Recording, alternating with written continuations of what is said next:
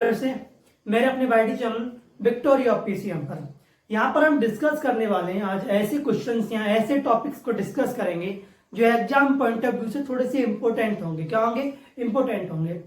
आज हम 12th class के बोर्ड एग्जाम 2026 के लिए सॉल्व करने वाले हैं लेसन नंबर 2 और लेसन नंबर 3 के इंपॉर्टेंट क्वेश्चन जिनके आने की प्रोबेबिलिटी अच्छी खासी रहती है। उस कॉन्सेप्ट से रिलेटेड अदर कोई क्वेश्चन आने की प्रोबेबिलिटी रहती है।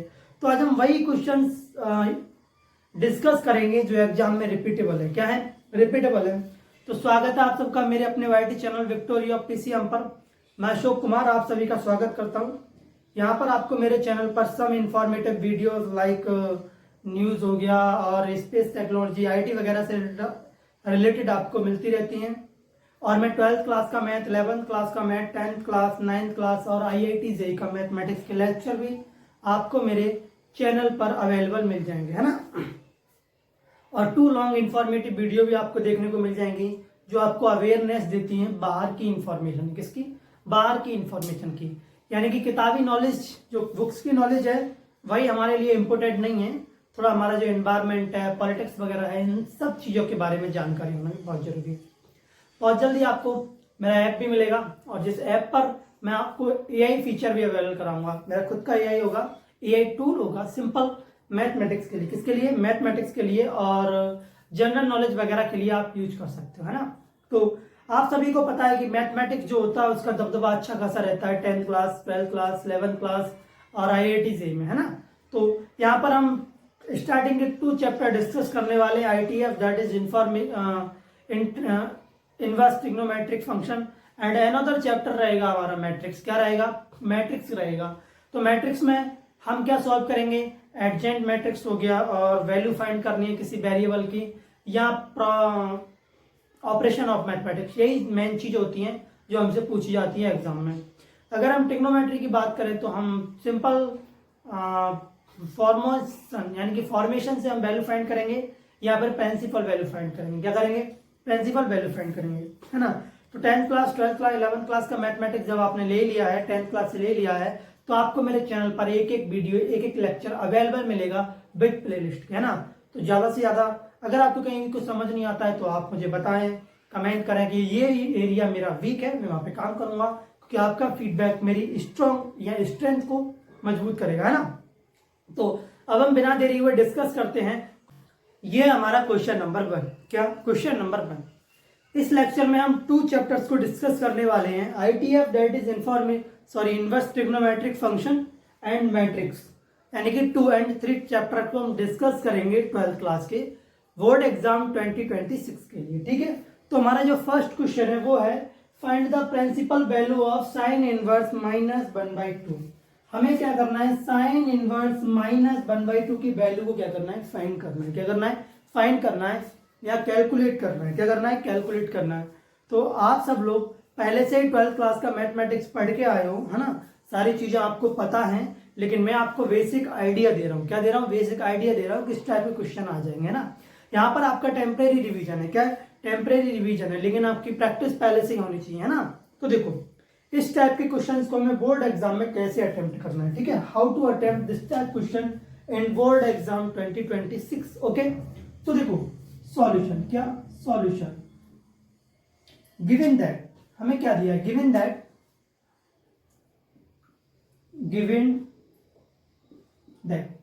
हमें सिर्फ दिया है साइन इनवर्स -1/2। साइन इनवर्स -1/2 और उसकी भी क्या करनी है? हमको वैल्यू फाइंड करनी है। क्या करनी है? वैल्यू फाइंड करनी है। तो देखो वेयर इज -1/2? -1/2 क्या है? इस साइन का क्या है? एंगल है। क्या है? एंगल है। साइन का क्या है? ये एंगल है। क्या है? एंगल है। किसका? साइन का एंगल है ना। तो साइन इनवर्स थीटा, तो यहाँ पर थीटा की वैल्यू क्या है? -1/2 है। क्या है? -1/2 है। तो इस अप्रोच को थोड़ा अच्छा लगे तो हम ऐसे लिखते हैं let sine inverse -1/2 equal to theta.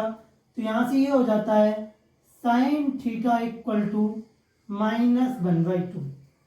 Sign theta equal to -1/2। You know already about that कि ये हाउ टू हैपन, ये कैसे हुआ है। देखो साइन इनवर्स को मैं थीटा के अपॉन में लाया, साइन की पावर माइनस बनती ऊपर ले गया तो क्या हो गया, प्लस हो गया, है ना।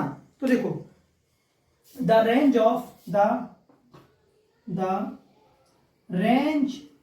ऑफ प्रिंसिपल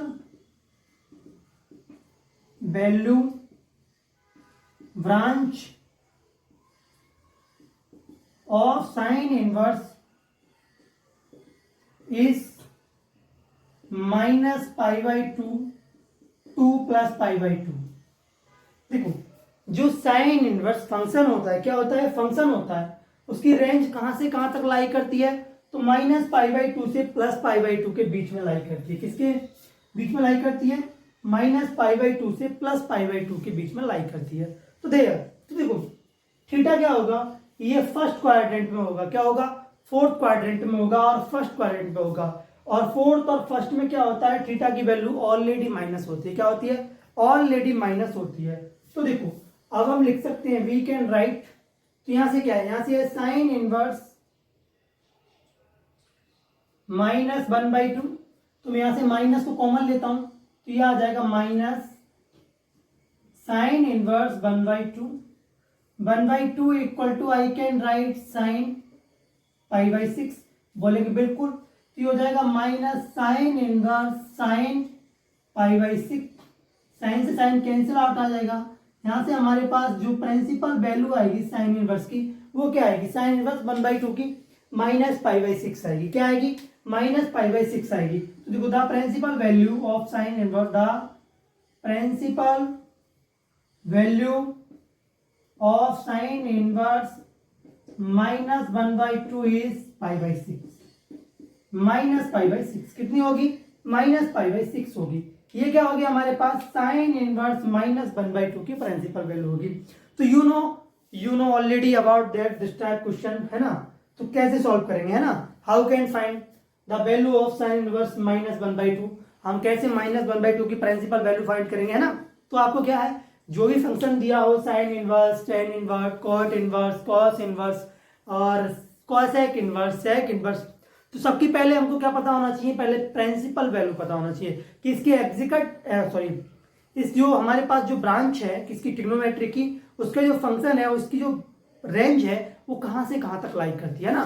तो साइन इनवर्स की जो रेंज है वो minus pi by 2 plus pi by 2 तक लाई करती है। इसीलिए हमें इस क्वेश्चन की प्रिंसिपल वैल्यू फाइंड करने में कोई भी दिक्कत नहीं हुई। तो आई होप, मैं आशा करता हूं कि आपको ये वाला क्वेश्चन अच्छे से समझ में आया होगा, है ना। तो अगेन एक बार और आप इस क्वेश्चन को देखिए, समझिए, पेन उठाइए और सॉल्व करिए। थोड़ा सा ये इंग्लिश का स्टेटमेंट आपको आना चाहिए, उसके बाद कोई बहुत बड़ी तोफ नहीं है। अगर आपने 12th क्लास में मैथ चूज किया तो आपके अंदर ऑलरेडी दम होगा, है ना। तो अब हम डिस्कस करते हैं अपना नेक्स्ट क्वेश्चन। तो राइट, ये है हमारा नेक्स्ट क्वेश्चन। क्या है next question, same to same वही क्वेश्चन है। इसमें भी हमको क्या करना है, प्रिंसिपल वैल्यू फाइंड करनी है। क्या करनी है, प्रिंसिपल वैल्यू फाइंड करनी है। लेकिन वट यहाँ पर क्या है, हमारे पास फंक्शन चेंज है और फंक्शन की वैल्यू भी चेंज है। क्या है, फंक्शन का जो एंगल है वो भी चेंज है।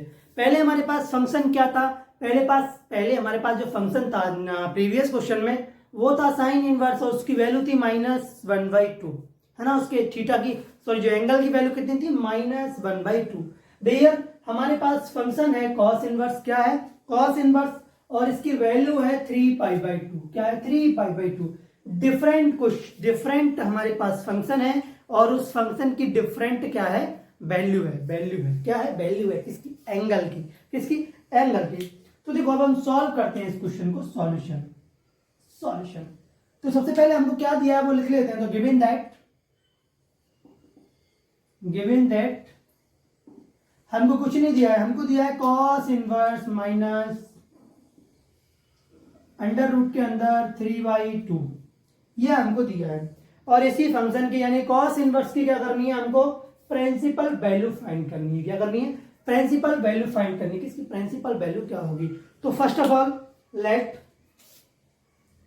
Late cos inverse under root 3/2 equal to 1। मैंने क्या सपोज कर लिया, cos inverse under root 3/2 equal to y को सपोज कर लिया। तो देयर यहां से हो जाएगा cos y equal to under root 3/2। ये कैसे हुआ, व्हाट इज हैपन, ये कैसे घटित हुआ, you know already about that. Cos inverse को y के अपॉन में लेके आए, यहाँ पर y की जो माइनस वैल्यू है पावर ऊपर ले जाएंगे तो +1 हो जाएगा, तो ये हो जाएगा cos y इक्वल टू √3/2। क्या हो जाएगा, √3/2। एंड देखो वी नाउ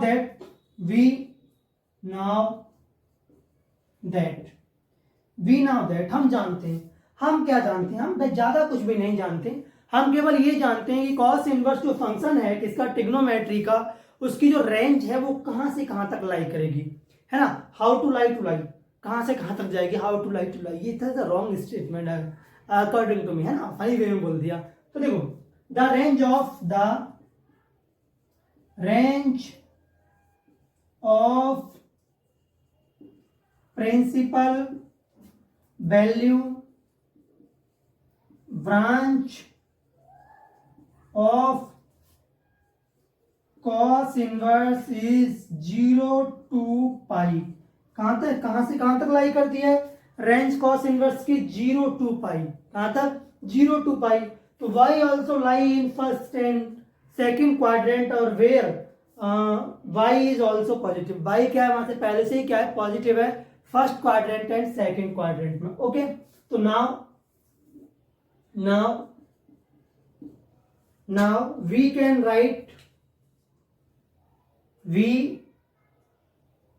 write अब मैं √3π/2 इक्वल टू लिख सकता हूं ना, right, we can write cos π/6 कितना, cos π/6 कितना, cos π/6। तो यहां से हो जाएगा cos इनवर्स cos π/6, cos से cos कैंसिल आउट हो जाएगा, यहां से वैल्यू आएगी π/6, यानी कि cos इनवर्स √3/2 की जो प्रिंसिपल वैल्यू होगी वो क्या होगी, वो होगी π/6। द प्रिंसिपल वैल्यू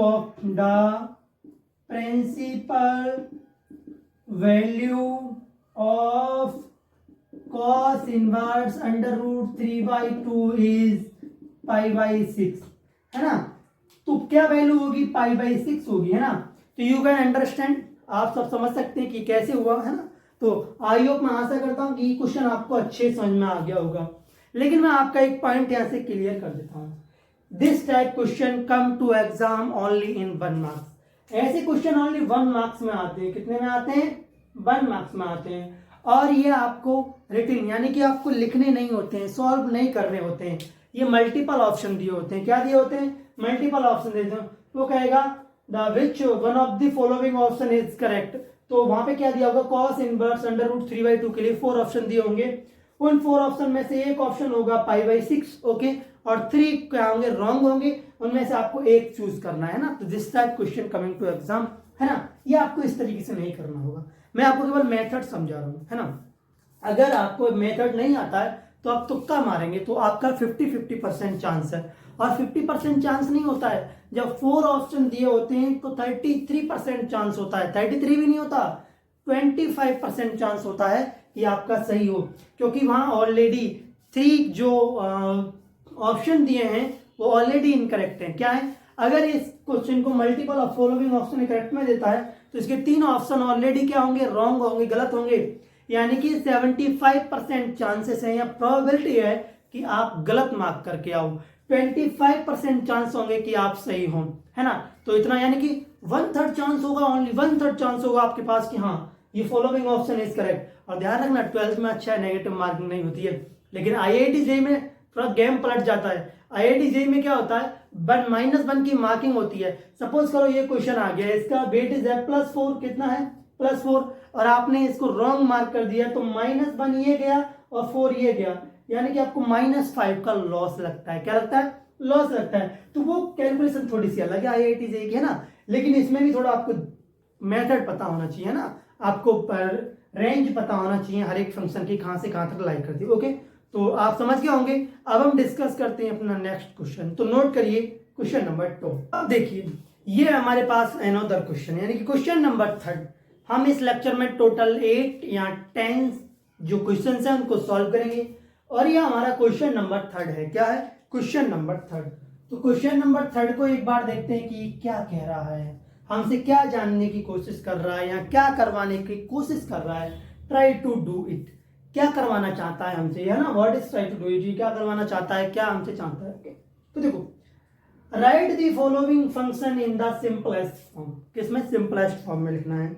हमारे पास एक फंक्शन है tan इनवर्स अंडर रूट के अंदर 1 माइनस कॉस एक्स अपॉन में 1 plus cos x where x less than pi, यानी कि ये आपको कंफ्यूजन करने के लिए दिया होता है कि x लेस देन पाई, इस पे आपको फोकस नहीं करना। ये कह रहा है कि अगर x की जो वैल्यू है वो less than greater than pi हो गई तो ये शायद फंक्शन जीरो हो जाएगा और कोई भी हम इस फंक्शन को सिंपलेस्ट फॉर्म में नहीं लिख पाएंगे, है ना, ये इसका मतलब है। ओके, तो इसको इग्नोर करो, क्या करो, इस टाइप के क्वेश्चंस में इनको इग्नोर करना सीखो, ठीक है। अब देखो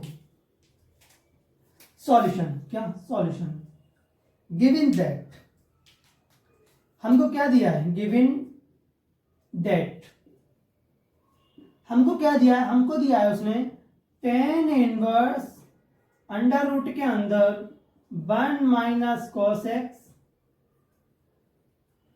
और 1 प्लस कॉस एक्स, ये हमारे पास है, ठीक है।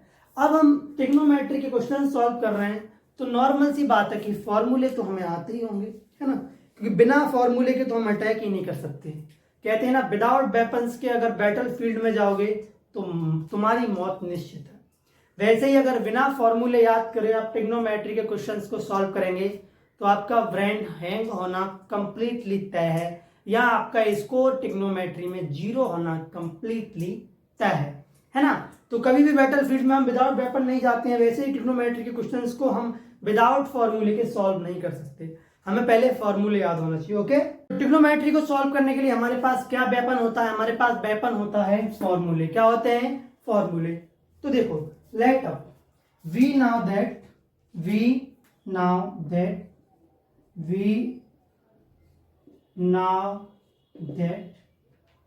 1 minus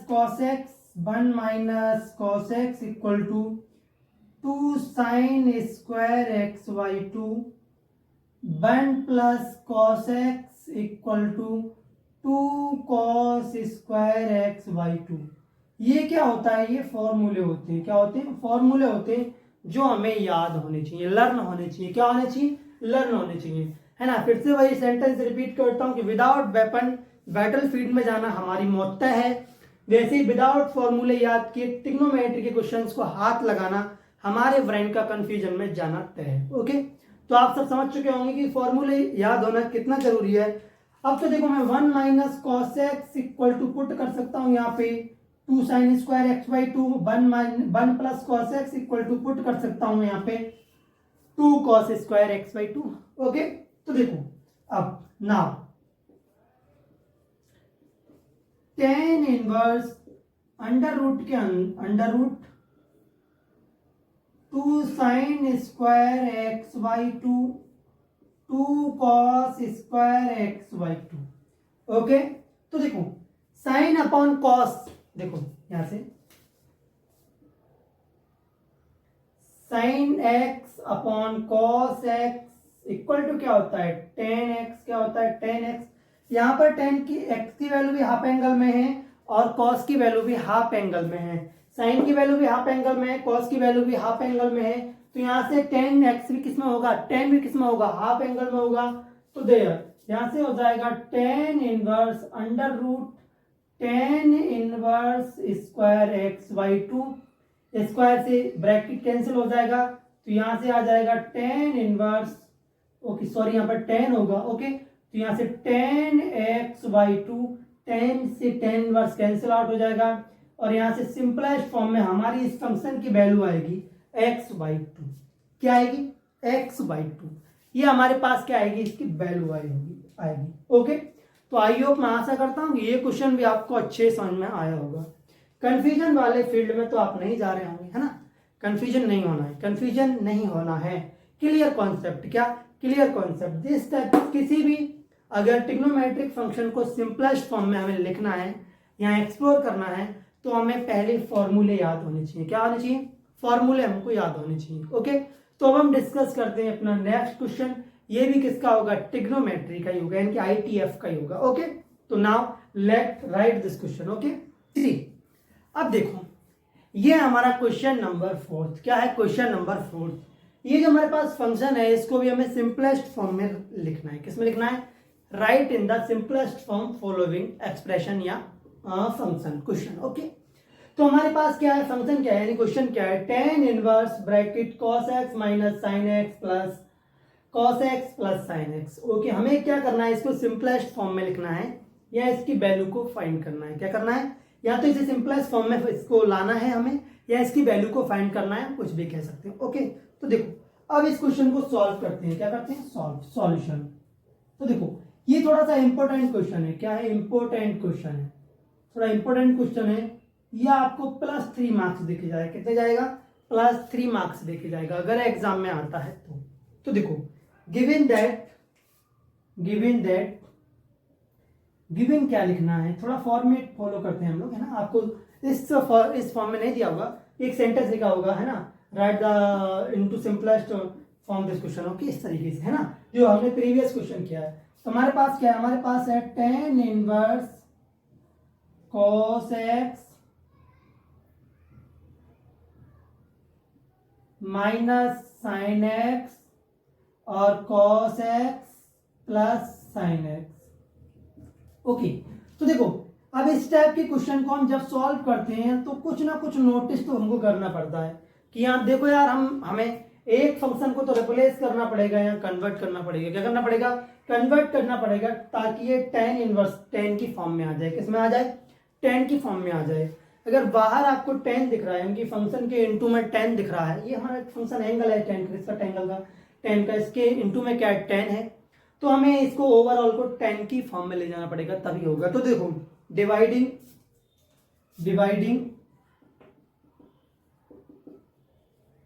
numerator and denominator by cos x। हम अपना अगला स्टेप यहां से लेते हैं, टेक नेक्स्ट स्टेप। मैं न्यूमरेटर एंड डिनोमिनेटर में cos x से क्या कर देता हूं? डिवाइड कर देता हूं। क्या कर देता हूं? डिवाइड कर देता हूं। न्यूमरेटर एंड डिनोमिनेटर में cos x से क्या कर देता हूं? डिवाइड कर देता हूं। तो देखो लेट नाउ, तो यहां से ये आ जाएगा tan inverse cos x minus sine x cos x और sine cos x। Okay, upon में यहां से आ जाएगा cos x plus sine x cos x और साइन x, क्या? साइन x, ये बन जाएगा, है ना। ओके, यहां से देख मैंने क्या किया, डिनोमिनेटर और नोमिनेटर में cos x से मल्टीप्लाई, सॉरी डिवाइड कर दिया। क्या कर दिया? डिवाइड कर दिया। अब यहाँ पे आपको देख, लेट्स सी नाउ, यहाँ से cos x क्या हो जाएगा? कैंसिल हो जाएगा। क्या हो जाएगा? कैंसिल हो जाएगा। तो हमारा नेक्स्ट स्टेप क्या होगा? ये रहेगा tan inverse 1 minus sine upon cos किसकी फॉर्म में बदल जाएगा? ये tan x की फॉर्म में चला जाएगा। किसकी फॉर्म में चला जाएगा? tan x की। और ये वाला भी किसकी फॉर्म में चला जाएगा? ये वाला भी tan x की फॉर्म में चला जाएगा। तो 1 माइनस tan x और 1 प्लस tan x, क्या? 1 प्लस tan x। ओके, ठीक है। अब देखो यहां पर ये जो 1 है, क्या है? 1 है। अगर मैं यहां पर मल्टीप्लाई में 1 सपोज कर लूं तो क्या आपको कोई प्रॉब्लम होगी? अगर मैं tan x के मल्टीप्लाई में 1 को सपोज कर लूं तो क्या आपको कोई दिक्कत होगी? बोलेंगे नहीं होगी। अब देखो we can write 1 equal to लिख सकते हैं हम tan π/4। क्या लिख सकते हैं हम? tan π/4। Okay, are you getting my point everyone? Let's see now this question, it's a very important question exam point of view. Okay, तो यहां से 1 इक्वल टू मैं लिख सकता हूं tan इनवर्स tan π/4। तो यहां पर 1 इक्वल टू मैं पुट कर सकता हूं tan π/4। तो यहां से ये हो जाएगा tan inverse tan π/4 minus tan x। ओके, यहां से हो जाएगा 1 plus tan π/4 into tan x। Okay, ये फॉर्मूला बन गया tan a माइनस बी का। तो tan इनवर्स tan, यहां से ये हो जाएगा π/4 माइनस एक्स, tan से tan कैंसिल आउट हो जाएगा। हमारे पास फाइनल वैल्यू आएगी माइनस π/4 माइनस एक्स, क्या? π/4 माइनस एक्स। ये इस क्वेश्चन का क्या होगा? आंसर होगा। क्या होगा? आंसर हो गया। आई होप, मैं आशा करता हूँ कि आप सबको ये क्वेश्चन अच्छे समझ में आ रहे होंगे, है ना। मैथमेटिक्स का एक ही रूल है कि आप हमें टाइम दो, प्रैक्टिस करो। मैथमेटिक्स में क्या है, टाइम दो, प्रैक्टिस करो, वही तो है। What is math, real math क्या है। आप मैथ के फॉर्मूले को आप रट नहीं सकते, क्या रट नहीं सकते, आपको प्रैक्टिस बेस पर वो लर्न हो जाते हैं। क्या हो जाते हैं, लर्न हो जाते हैं। जब आप उन्हीं फॉर्मूला पर बेस बार बार क्वेश्चंस की प्रैक्टिस करते हो, बार बार क्वेश्चंस को रिपीट करते हो, तो क्या है, ब्रेन उसको छाप लेता है ना, कहें तो उसमें स्टोर हो जाता है। और जब ऐसे क्वेश्चन हमारे सामने आते हैं तो ऑटोमेटिक वो आउटपुट निकाल के भेज देता है कि यहाँ पर ये वाला फॉर्मूला यूज करोगे तो काम बन जाएगा, यानी काम 35 हो जाएगा। हिंदी में कहते हैं हमारा काम 35 हो गया, है ना। तो कब होता है, ब्रेन ऐसी एक्टिविटी एक्शन कब लेता है, जब वो काफी प्रैक्टिस किया रहता है। क्या रहता है, प्रैक्टिस किया रहता है। तो आपको भी क्या करना पड़ेगा, प्रैक्टिस करना पड़ेगा, है ना। मोर प्रैक्टिस और डेली प्रैक्टिस, है ना, एक डिसिप्लिन के साथ साथ। ओके, तो आई होप, मैं आशा करता हूं कि ये वाला क्वेश्चन आपको अच्छे से समझ में आया होगा। tan inverse bracket cos minus sine x upon में cos x plus sine x, ये इंपोर्टेंट क्वेश्चन है एग्जाम पॉइंट ऑफ व्यू से। ओके, तो प्लीज राइट दिस क्वेश्चन। अब हम नेक्स्ट क्वेश्चन अपना सॉल्व करते हैं, तो लिखो।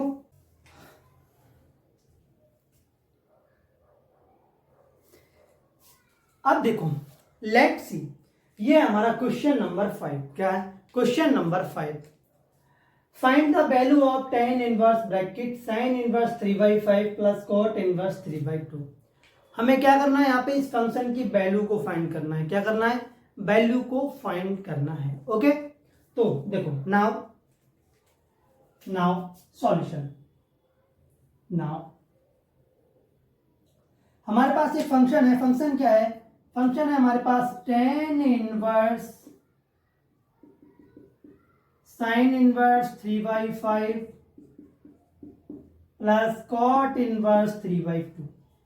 अब tan इनवर्स को इनटू में देखकर आपके दिमाग में एक कॉन्सेप्ट क्लियर हो जाता है, अंदर जो भी दिया है हमको, क्या है, अंदर जो भी दिया है उसको हमें tan की फॉर्म में ले जाना कंपलसरी हो जाता है।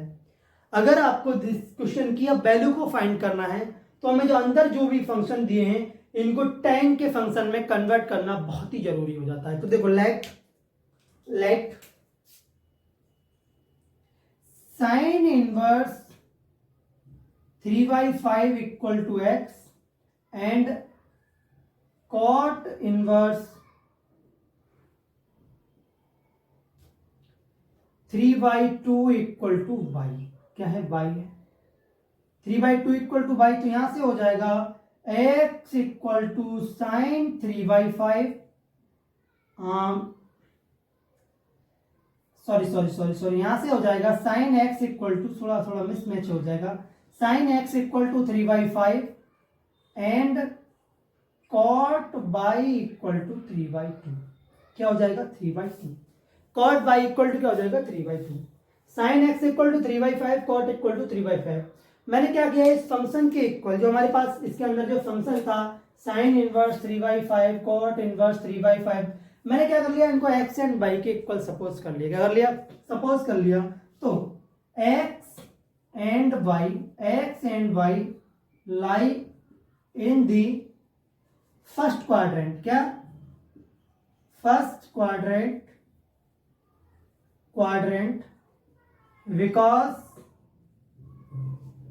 because 3/5 greater than 0 and 3/2 greater than 0। यहां पर x एंड y क्या करेंगे, फर्स्ट क्वाड्रेंट में लाई करेंगे। क्या करेंगे, फर्स्ट क्वाड्रेंट में लाई करेंगे, बिकॉज क्योंकि इनके एंगल्स की वैल्यू क्या है, पॉजिटिव है। क्या है, पॉजिटिव है। तो अगला फंक्शन में लाने वाला हूं साइन को tan की फॉर्म में ले जाने के लिए कॉस। क्या, कॉस, तो ऑलरेडी क्या होगा, पॉजिटिव होगा। क्या होगा, पॉजिटिव होगा। तो देखो, we can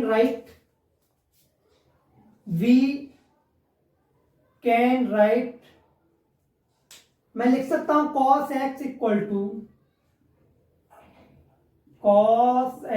equal to under root के अंदर 1 minus sine square x. Okay, तो यहां से साइन स्क्वायर एक्स की वैल्यू कितनी है, 3/5 है। कितनी है, 3/5 है। तो यहां से cos x equal to under root के,